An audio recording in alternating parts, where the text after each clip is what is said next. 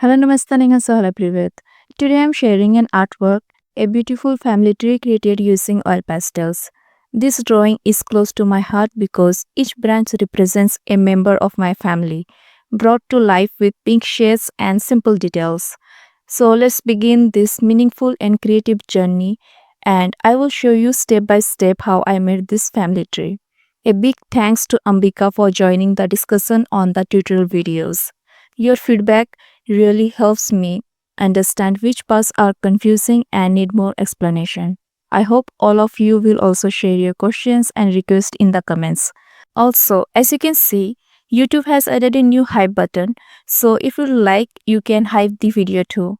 Now let's move on and watch the full tutorial for this artwork, and do tell me what kind of family tree you'd like to see next.